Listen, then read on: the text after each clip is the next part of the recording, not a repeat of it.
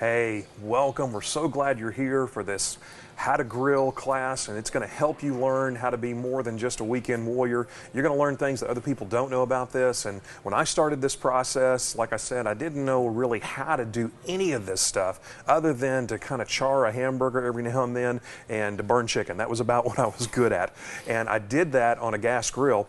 Now, I know there's different kinds of grills and different kinds of people. Maybe they only want to do hamburgers, only want to do chicken. Well, I am here with my guru. This is the guy that taught me. He's right here in Chattanooga. He's a faithful member of our church. This is Harold Stockburger, and Harold is an expert. People drive from hundreds of miles all over the United States to come to this place, Elder's Ace Hardware on East Brainerd Road in Chattanooga, just to find out how to do what you're going to learn right now. So, Harold, somebody wants to come in and says, hey, Ken, I say, Harold, I just want to do hamburgers, I just want to do chicken. What do I get? You know, Ken, one of the first things if I'm talking to any customer that walks in the door is I ask them that very question. What are you going to do? You know, there's some people that, you know, they work 10, 12, 14 hours a day, and they don't want to come home and have to spend all evening trying to get a grill ready or you know, go into elaborate depths. All they want to do is throw that piece of chicken or a hamburger or even a steak on the grill and be done with it in 15, 20 minutes.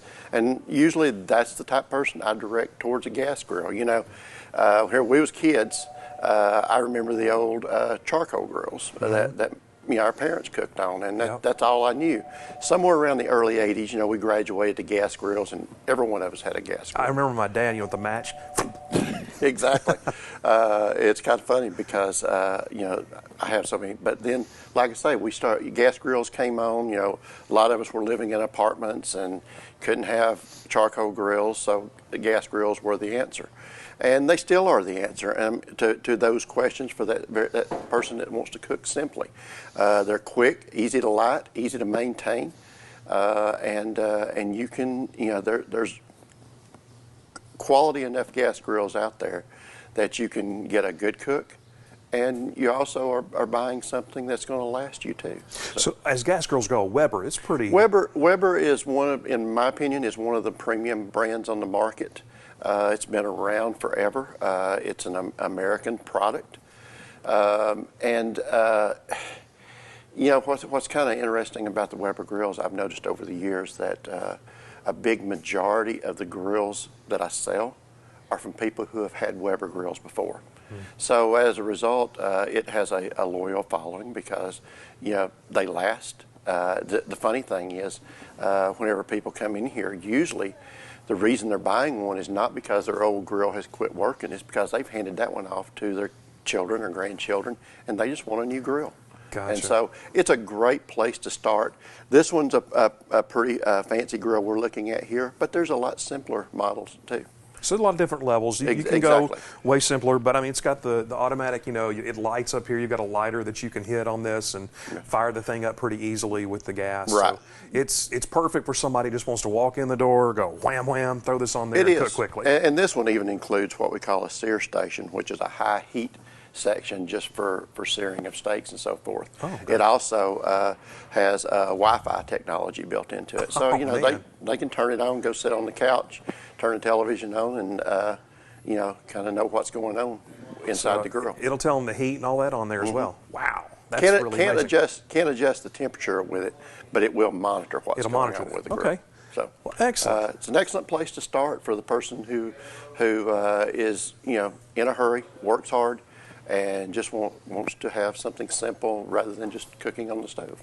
Fantastic. Okay, so this is a gas grill. This is the basic starting point. It's where most people are. I would say, you know, the majority of people that grill on gas. It is. I mean, we're seeing a real move towards other types of grills. I know we're going to be talking about those as well, but I assure you, if you go to 90% of the houses in this area, there's going to be a gas grill sitting somewhere on the back porch or the patio. Right. Now, most people think when we grill, it's going to be a gas grill, but there are a lot of other types of grills. That is true.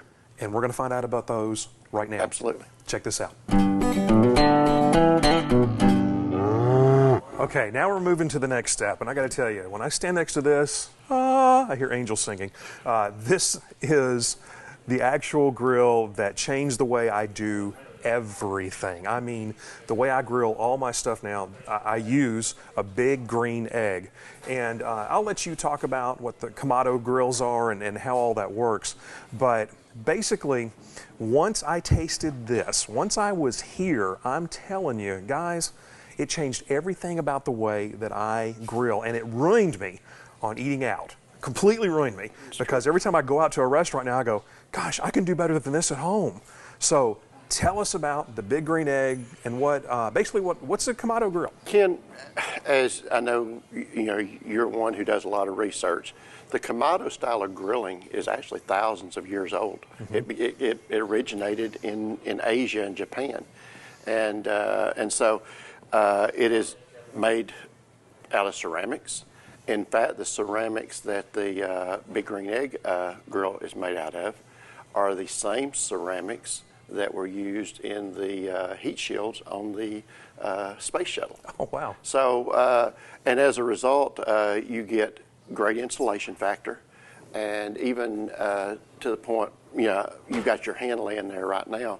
You have people, if they've got small children, who worry about whether a grill's safe around their kids. As you know, unless you're doing high heat searing, you can lay your hand on that grill and it's not going to be a bother. This is also a grill that, as me and you talked over the year that you were trying to make the decision. Okay, let's say that. 1 year. This is how completely ridiculous I was. I knew I wanted to get another grill, but I researched for an entire year before I finally decided I'm going to get this one. And I researched, once I said I'm going to go with Kamado style, I researched all the different kinds of ones I could get. They're all different price ranges, but I finally settled on the Big Green Egg. And after you finish talking about that, I'll tell them why I settled on the Big Green Egg. Okay, very good. To me, this is my favorite grill personally. And as you know, I cook on a lot of different grills. And part of the reason I love this grill is because there is nothing I can't do. I can grill. I can come home, I can do that simple hamburger, that piece of chicken, or that steak, just like we talked about on a gas grill. But I can also carry it to a whole nother level with the way I'm cooking. I can also smoke. I bake bread in mine. I do desserts. I mean, in my opinion, there is nothing I can't do on this grill. I've even cooked chili on top of the grid with a big Lodge black pot. I mean, it is the most versatile grill in the industry and has the best warranty of any grill in the business. I have people in my family that, just like your family, who want that meat all different temperatures. There's some that say, hey, I want that thing medium. I have a couple of medium rares in my family, and I have some that are well done people. Now, this was the biggest difference I noticed between doing gas and doing this one. For me, is if I had to do well done, man, that thing was going to be a briquette on the outside of that. I mean, it was crispy all the way around, and it was like break it in half. On this, I could get that thing well done, and it was juicy all the way through, and it was completely cooked. Right. And the flavor was amazing. Now, that was another big difference. In a gas grill, I became accustomed to, without knowing it, kind of a gas taste in that food. I didn't really know it until I started cooking with these, and I was like, whoa, the taste is so much different. And in this, the way this works is there's two types of cooking you can do with it. There is direct and indirect. Now, what's the difference in those? Well, direct is what we're seeing right here. Literally, your meat is right over the coals, just like it would be on a gas grill or even a standard original style charcoal. You're going to be cooking your meat to a certain level of doneness. And then you're going to take it off and you're done. So the flame is hitting that meat directly. Exactly. Indirect is we actually put what I would just, for lack of a better term, call a baffle in between the grid and the fire, and turn this thing into a smoker. So it's like a plate setter you put in there, and the flame is hitting that and coming and going around it. Exactly. Gotcha. And so as a result of that and also the insulation factor, you're trapping that heat inside and that smoke inside to where you're adding all that flavor. You know, you mentioned how much moisture the meat is because of the way the grill is designed, and actually a benefit of Kamado style cooking as a whole is you don't lose that moisture like you would over just a regular charcoal fire, or as we talked about on a gas grill. You're keeping it, so no matter, even if that steak is well done, which is kind of like, you know, you don't want to talk about for most of us, but you know what, I get it. Some people do not like their steak like I would like it, but it is still moist. Sure. And the first time I did chicken on here, I called Harold and said, okay, look, I want to do chicken. Tell me what to do. That's indirect. I know now it's cooked at about 450 degrees, which, how do you know it's 450 degrees? Well, you've got a temperature gauge right here that tells you, and this is controlled. There's one of these, it controls the airflow through here and through here, so you can control how hot it gets. You can cool it off if you need to by shutting off the airflow, or make it heat up by opening it up. So the first time I did chicken, Harold said, well, you want to get that chicken, Ken, you want to pull that off at about 165 degrees. Was that about 165? That is correct. Okay, so 165 degrees. Well, the first time I did chicken, it was 180 degrees. And I thought, oh no, I've ruined it. Oh man, the first time I've ruined it. I pulled that chicken off, and I'm gonna tell you, it's the best chicken I ever had in my life. Yeah, you're not going to ruin it. That it's just the Department of Agriculture, their recommended temp for chicken to prevent illness is 165 degrees. So especially poultry, some of our other meats, we can be a little less careful about temps, but anytime you're cooking poultry, you want to have a minimum temperature of 165 degrees. So cooking on this, what I was saying is, when you cut that chicken open, I mean, you can see the juices run out of that thing. It is still juicy. It's still tender. When I was cooking on a gas grill, that was not the case. On the gas grill, if it was crispy on the outside, it was dry on the inside. You're drying it out. Yeah, and I think all of us, if we've done grills, we've had that dry chicken. Absolutely. That doesn't happen on this. Now, other things, though, you were talking about you can do other things. So I started getting adventurous with this thing. I'd call Harold and go, hey, how do you do this? And there was actually one of them, he was like, well, I guess you just do this and this. He hadn't done it at that point, but I'm like branching out trying to do different things. So one of the things I did, we had a bunch of boys over at the house one night, and I wanted to do some kind of dip for them. And so some queso. And I made this queso, and I put all the ingredients into an aluminum pan, and then set that on here. They all melted together. And I'm telling you, those boys tore that thing up. Over the past year, and it's really been a hit all over the internet, the smoked queso has been a big thing in grilling. Yeah. I know, I think Meat Church actually was kind of the one who started that, and it just kind of exploded. And that's also a brand that does spices and everything else. And it's a fun thing. Oh, yeah. And you're going to add so much flavor in addition to your ingredients that... it's just amazing. Now, so something else I've done on this grill as well, besides doing hamburgers, chicken, steaks, and queso, I also learned how to do pizza on here. So you can bake pizzas on this, and I actually learned how to do a Chicago deep dish style if you like that. I've also done thin crust. You can do both of those, but you make your own pizza, and this thing will bake that to perfection. Exactly, and it's fast. If you've ever had what we call a brick oven style pizza, that's what you're going to get off of here, and you're going to do it quick. And especially if you've got a lot of kids over for an event or something like that, you can bake a lot of pizzas really fast. I mean, if you get this thing set up right, you can pull pizzas off there about every 5 to 6 minutes. Right. So in this, why did I choose the big green egg? Out of all this, there's several different kinds, and a lot of them very good ones. Why did I choose this one? Well, tell them first of all, what's the warranty on this thing? The warranty on the ceramics, your basic ceramics, the outer shell, your inner parts, is lifetime. This thing. Say that one more time. It's how long? It's lifetime. Lifetime. This thing is advertised by Green Egg as the last grill you ever have to buy, and I can tell you for a fact, I have never submitted a warranty claim that's been denied. If a piece cracks in this from use, now if you drop it off the back of your deck, that's a whole nother issue. Yeah, different thing. But if a piece cracks or breaks in this, literally a little paperwork, Green Egg sends the parts and you put it back on there, and you're good to go again. Right.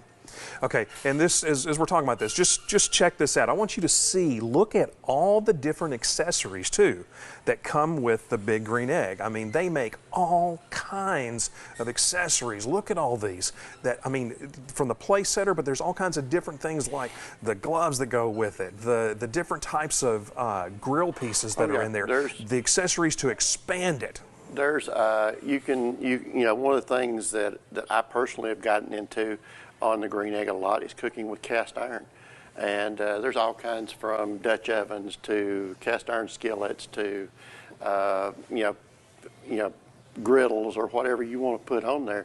You can do, and I mean, I can't say enough how many things, because you could almost get rid of your stove in the house and do everything you need to do right here. Absolutely, which is wonderful, because let's say if we ever lose power in our house, hey, we're going to eat. Yeah, exactly. We may not be able to see, but we will eat, because I'm able to do things right on this. And I've used Cast Iron Lodge, yes, which there's an outlet that's not very far from here at all. And Cast Iron Lodge has great skillets, and I've made some queso in that I was talking about. I've done that in the skillet before too, which works out well. I've also done shrimp, and I make a shrimp scampi on there that my family goes crazy for, and they want me to make it all the time, but that's on that cast iron, and it's great in here. It cooks perfectly, it cooks evenly, and there's a reason that it does this. Now, we're going to talk just in a minute about some more grills, but we're also going to talk about the types of hardwood lump charcoal. Exactly. Not all charcoal is created equal. No, it's not. I mean, as you know, every brand of charcoal, some has more flavor than others, some has more ability to create more heat, and you know, it's something, as I've really spent time looking at the products, there's some great products. There's some out there that aren't so great, and so it affects the taste. It does affect the flavor, and you know what I may like, you may not like. So that part is kind of a learning curve to figure out. But there, you know, I know we carry a lot of variety, so it gives you a lot of opportunity. Yep. Well, we want to tell you one more thing about the Big Green Egg. Okay, one more thing. And one of the reasons I chose it too is because of the support group. Exactly. There is groups on Facebook. They're free groups. It doesn't cost you a penny to be a part of it, but it is such an incredible support group. I'm talking about thousands and thousands of people that if I had just have a all quick, over the world. Yeah, all over the world. If I have a quick question, I can just go, hey, what would you do about this? Or how would you cook this? Or what's the temperature for this? And I normally will have an answer back, I mean, in minutes. Yeah, there's never a lack of knowledge out there to assist you. Also, YouTube is a huge source of creative ideas. I mean, you know, there's guys out there that I'm blown away at some of the stuff they do. Oh yeah. And I'm always looking to step up my game. So, yeah, I'm always looking at what they're doing. And one last thing. This is an extra large, but it comes in all different sizes. Correct. You can get a small one. Exactly. There's one called a Mini Max, which I'm going to end up getting at some point. Harold knows this, because sometimes a Mini Max is perfect if I just want to do like one steak or a couple of burgers. It's great. Now the one I have is a large, and the large I've actually done ribs on there, full racks of ribs. Correct. I've done brisket, pork butt, all kinds of things that you can fit in there and smoke that for anywhere from 8 to 12 hours. You know, and I know we've had this discussion. You know, I also have a large, which is actually right here beside us. You know, and it's kind of funny because whenever I bought mine, like you, I thought it'd be all I'd need. Yeah. The more I've learned to cook, the more I want to cook I on wish it. I'd gotten this one. And you and me both. But there are things even within the large that you can add extra racks and stuff to be able to get more space out of. So, Right. Yeah, we do sell a lot of the smaller grills, the Mini Max in particular, because first of all, it's the only one that's really considered to be portable. So, you know, if somebody does a lot of camping or something like that, it's one that they can take with them. But a lot of times, however, some of the smaller ones below the large, people get a little disappointed because, again, as you learn more, you want to do more. And so, you know, but backing back up on it, there is an egg for every budget, and every some people again, they're not going to cook some of the things we've talked about. Right. But at the same time, they want the flavor that can come from an egg. Exactly. And that's the reason they may buy. Okay, I know we spent a lot of time on this one, but obviously it's my favorite. It's also Harold's favorite, as he told you. These are incredible grills that will change the way you eat from this point on. But there are some other ones you need to consider too. Let's take a look at a few of those. Okay, this next part, I got to tell you, I've heard a lot about this. I don't know hardly anything about it, but you may have heard of pellet grills. That's what this is. This is a Traeger, and it's a big name in that. Harold, what is a pellet grill? A pellet grill where with the green egg we're cooking with charcoal, and we may add some wood for flavor. A gas grill, you're cooking with heat and with nothing added for flavor. Pellet grill actually takes literally ground up sawdust. They make it into pellets, and you're cooking with that. So you're cooking completely with wood. It has an amazing amount of flavor that's added to the grill, and it's easy. Just where we were talking, this is probably the most explosive segment of the grilling industry right now. It has had phenomenal growth over the past few years because it does take that ability to get great flavor that you can get with the green egg and the Kamado style grills, but it also adds the ease that you would have cooking with a gas grill. I tell people all the time, these are plug and play. I mean, you plug it in the wall, you turn it to the temperature you want, or with this one, you can even control it with your phone. The temperature, you can control the how long it's going to cook. You can monitor, and you can get that same flavor that you would get smoking on a Kamado grill, or you can grill as you would directly on a gas grill. A little bit of a learning segment to do that part of it, but and of course this one here we're looking at the Cadillac of the Traeger line. This is what they call the Timberline. This one's different than the other Traegers. How's it different? This one is different because in that, first of all, the way it's constructed, it has double wall insulation on inside and all the way through it, a nice seal around the door. But most importantly, where every other Traeger grill rolls down an assembly line, this one is actually hand assembled. So it's kind of like I told you, kind of like the difference between a Chevrolet and a Ferrari. Chevrolets roll down an assembly line and everybody's doing their little thing. Ferrari sits in one spot and they build that from the ground up. That's what happens with this grill right here. And yeah, it has a premium price. The Ferrari of grills, you're looking at it. but it is for again, I come back to that person who wants to be able to do more than they can on a gas grill, but yet still wants that ease. This is the way to go. And there's all kinds of brands of pellet grills. Traeger is the ones who started this this part of the industry. So you could do like burgers, chicken, all that on it, but you could also smoke stuff on here. You can do anything that you can do on the green egg, but with a little bit more ease.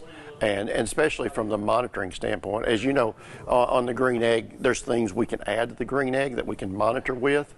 This one comes with it, and so yeah, it's you're going to pay a little more, but you're going to also get a grill that's going to give you that convenience, and you're not going to burn your meat up like you would in a gas grill. Wow, see, and that's kind of giving me that sick feeling in the pit of my stomach, knowing that someday I'm going to have to get one of these.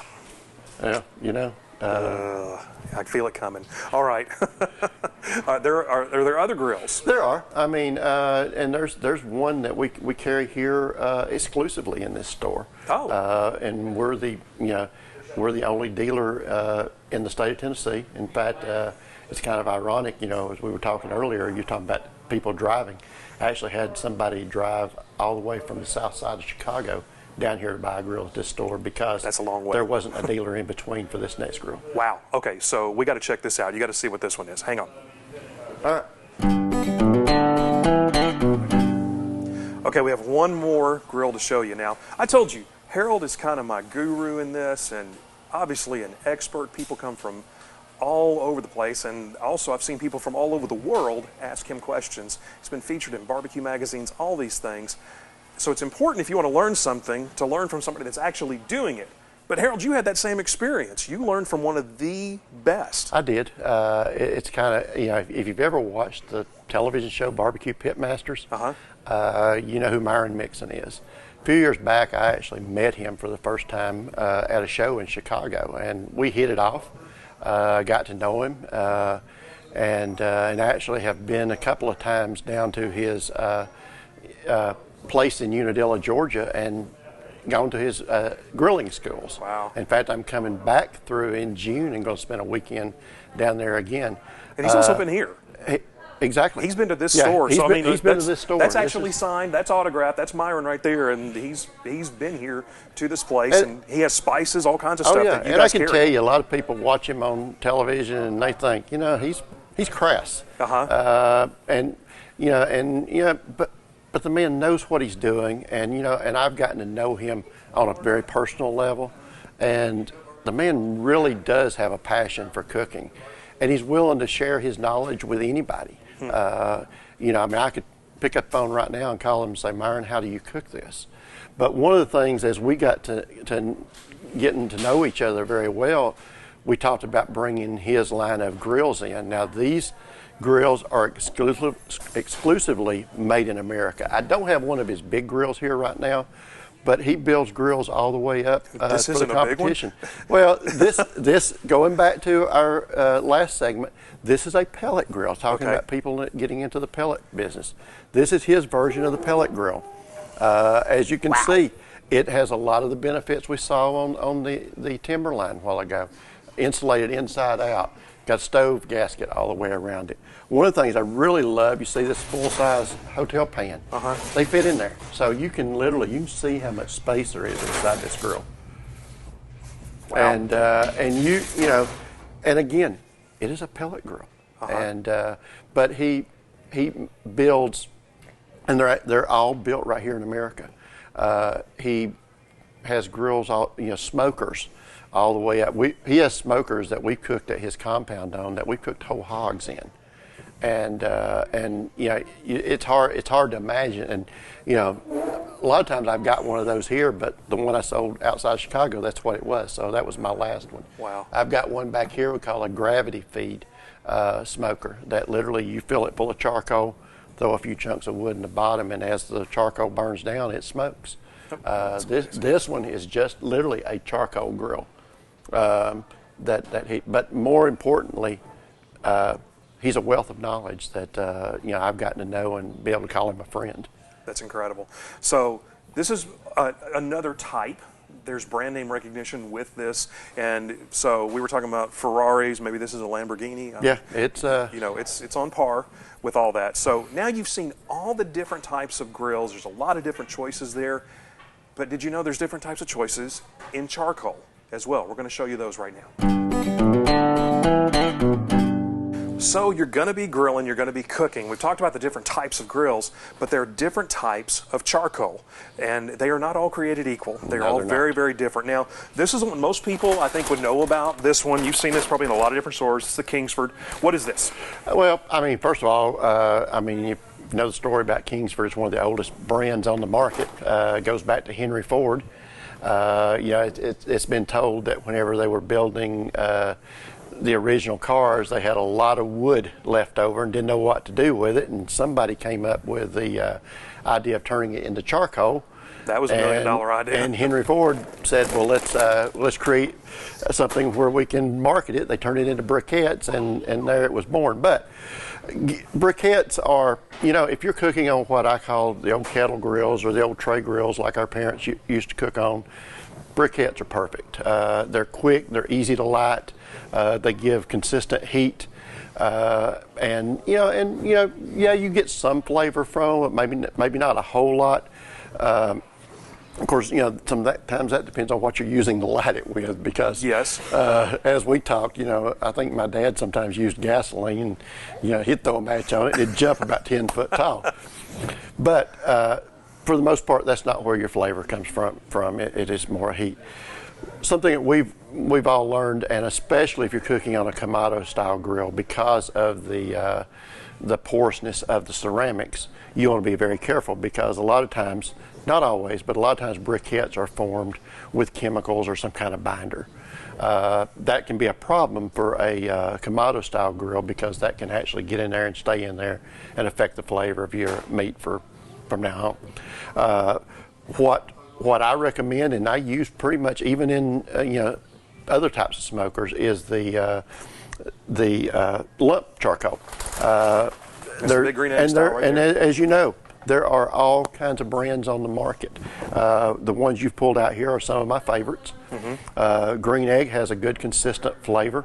Believe it or not, it's actually made by Rockwood Charcoal Company, but the Green Egg charcoal is a little larger lumps than the Rockwood is. Whereas you have some of the briquettes, you're normally about this big, but I mean these are like chunks. Yeah, they can be. Yeah, but they do provide consistent heat and a slow burning heat, as you know. It's not abnormal for me to run my grill on one load of charcoal for 20 hours or more. Wow. And that's without adding anything else to it. Which, we'll talk about this when we go into the whole section on cooking pork and all that in the weeks coming up, but they talk about low and slow. Exactly. You do it low temperature and it cooks slowly, but the flavor, the tenderness, all that is just amazing. You're going to learn what fall off the bone ribs mean in this class. Just hang with us. And lump charcoal, you can get that low and slow. You can maintain that lower temperature where briquettes are going to get up to a heat, and they're going to stay there. They're a little harder to adjust the flame. And even within these, you'll learn what charcoals are going to give you more heat. I'll get a lower temperature and be able to maintain a lower temperature here or here than I can with this one right here, as you know. Jealous Devil. Okay, let's talk about these real quick. So you got Fogo over here, and that is the Fogo Super Premium, and those are, huge chunks. There's one I got out there one time. It was that big. Right. Sometimes it looks like a log. It does. It looked like a little log that you'd set in a fireplace. But this is what I use for general cooks on my big green egg. Over here at the Fogo, this is what I use if I want to cook a long time. It's a very slow burn for this. I can go low and slow, and the temperature's consistent. Right. I'm able to control it very well with this Super Premium. But now Jealous Devil, it's named appropriately, because if I want super hot, I want to cook pizzas at 500 to 600 degrees, or I want to sear something, Jealous Devil is what I use, because it heats up very quickly, it burns clean, right, and it doesn't give me any kind of weird taste. No, one of the things, two of the things I love about that particular charcoal is the ability to get hot really fast. But it is that lack of flavor coming from the charcoal itself. As you know, whenever I do reverse sear steaks, I like smoking my steaks for a while. In doing that, as we'll talk about, I use wood to get that flavor. And then whenever we get ready to raise that temperature, sometimes if I'm using these others, it may take me a while to jump up to that 550, 600 degrees. I can get there real fast with this one. Sure. Now let's talk about that too, just very quickly, because you can't see it, but they're over here and placed behind us. But there are some bags that have chunks of wood, and so we'll get a shot of that and show you right now. But if you look right there, those bags are full of big wood chunks. Some of them are apple wood, some of them pecan wood, and they all add a very distinctive flavor. Apple wood is my favorite because it's kind of sweet. Right. I use that in pork especially. Yeah. It gives the ribs a much sweeter taste, and the brisket as well. But it's different strokes for different folks. Well, and you're exactly right. One of the things that you will learn as you get into more cooking is that you really do want to use different woods with different types of meat. You probably wouldn't use apple wood with a steak because you're not going to want that sweet flavor, but pork, you're going to want that sweet flavor. Chicken or turkey, probably not.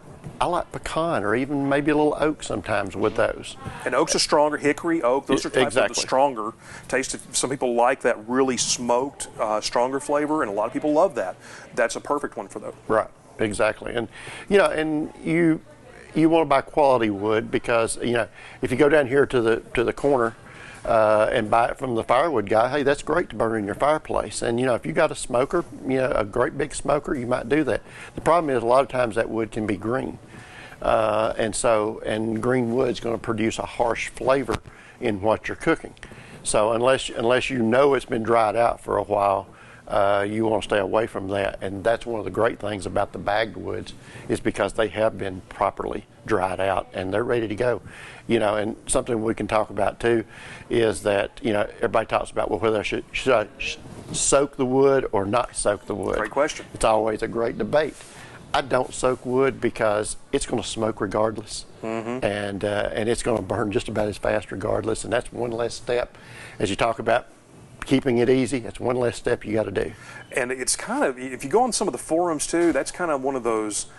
It's kind of viewed as an urban myth. Yeah, soak the wood, and people are like, don't soak that wood. It's not worth your time. No, it's not. And I will say, the first time I did something, I did soak the wood, and it was a complete waste of my time. It didn't do anything different. And when I got the meat, and I actually cooked the meat without it, it was every bit as good. Soaking didn't make any difference at all. It doesn't. It's just kind of one of those things that kind of people started doing. I think sometimes the chips might be a little more important to soak. But I cook with chunks all the time because I get more. Chips burn up too fast. Right. And even if you soak them, they're still burning up. And too chips fast. are just the same pieces of wood, just little bitty slivers of those that you can throw in there to get immediate smoke coming out of there. But like you said, it burns up very quickly. All right. Well, that kind of covers some of this. Now, people say, well, there's a certain type that I may want to cook with that I don't see here. Hey, go for it. To each his own. You may like the flavor of some of these others better than these. These are just the ones, and I've tried a lot of them, and there was one bag in particular. I tried one. I'm not going to say which one it was, Cowboy, but I tried it, and it was terrible. I threw the bag away. I never finished with it. And it's only because I couldn't find this one. There was a shortage of this for a long time after COVID. Now they're kind of coming back. It's coming back. It's still a little slow. One of the things that I've managed to do here is anytime I can grab a pallet of charcoal, I grab it. I've got a whole back room full of charcoal. And I'm going to say this too, because he can't, he won't, but this is where I shop. I shop at Elder's Ace Hardware because, not just because my guru is here, but also because he consistently has some of the best stuff and it's in stock. If I go, hey, I can't find Big Green Egg anywhere else, Daryl's like, well, you should have called me first because it's right here, okay? So I can always come here and I can always get it, and he's a great supplier of all these things. So, and again, for those in the Chattanooga area, he's right here. So you've been a wellspring of knowledge for this. Now, we have one more thing to talk about in this class. I know it's been a long one, but we wanted to give you a ton of information today, and then when we jump in next week, it's going to be nuts and bolts. This is the recipe. This is how you cook. This is how you do it, but this is a lot of information. One last thing is, what about spices? Exactly. We've got some spices around here. It's one thing to throw a piece of meat on the grill, and you're going to get great flavor. But there's so many things you can do by adding flavor to that. Okay, well, let's check out some of those flavors. All right, all kinds of different grills, all kinds of different wood, hardwood. They all affect the flavor. Exactly. But something else affects the flavor too, and that is a really good spice rub. This is one of my favorites. This is Honey Hog Barbecue.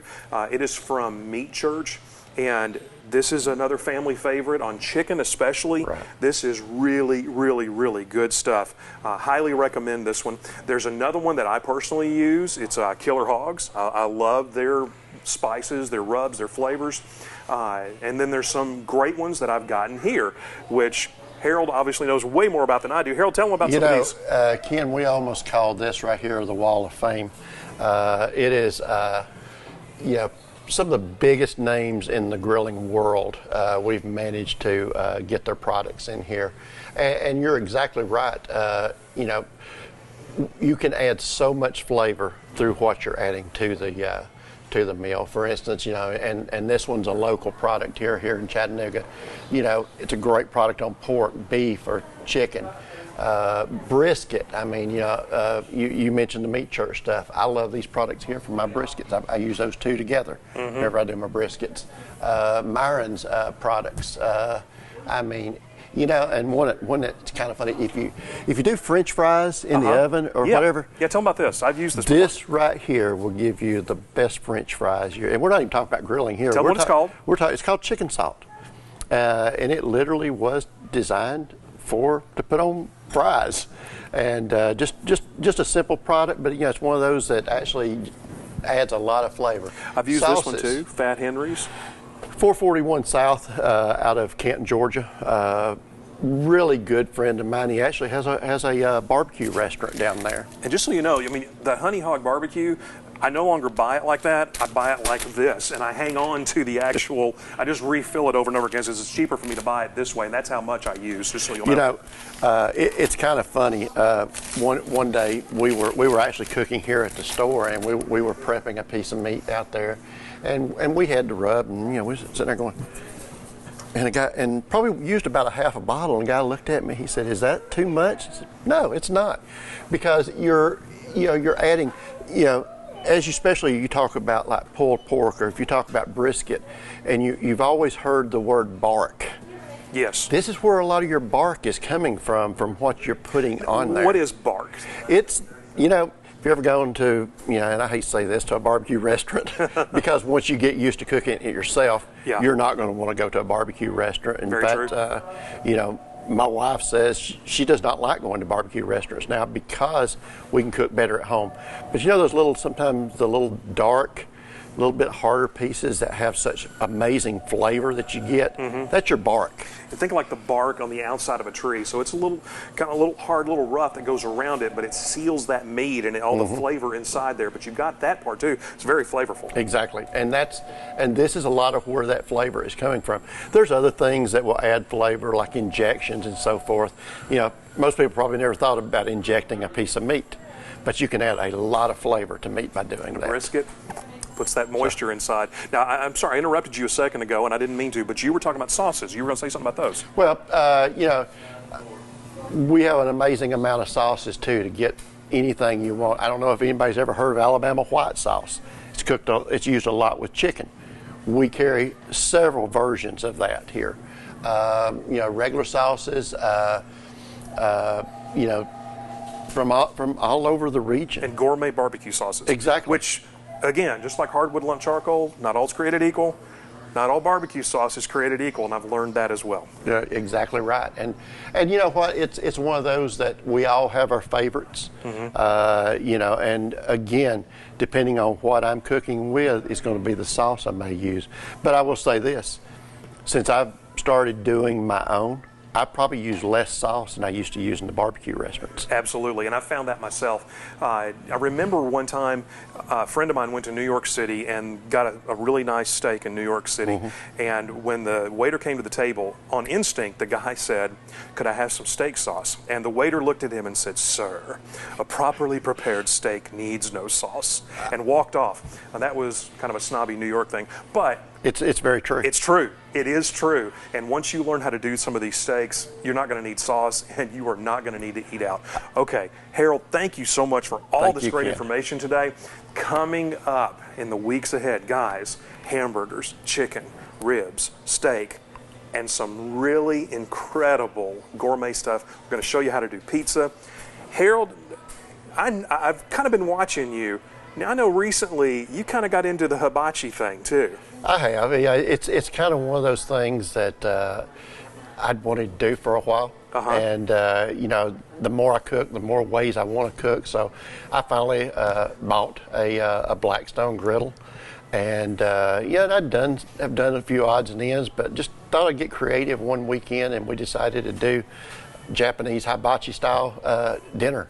And be frank with you, I'll probably never go to a Japanese restaurant again. Now, can you balance the egg on your? I've not gotten there yet. Okay, well, but the food's great. But the food is really awesome. So, yeah, we're going to do a few exotic things like that, but mostly it's going to just be the bones of what it needs to be for you, just the skeleton bones for you to be able to cook all of this stuff. And we want this to be a help for you. So, again, long class today. This is the longest one we'll have. The other ones will be cooking, but obviously it's not going to be real time because some of these cooks will take like 6 hours. Like ribs, that's 6 hours to do. So we'll be checking in on that, and we'll show you exactly the recipes, how to do all this. This is How to Grill. Harold, thank you so much. Thank you. I look forward to it. We'll see you at the next class.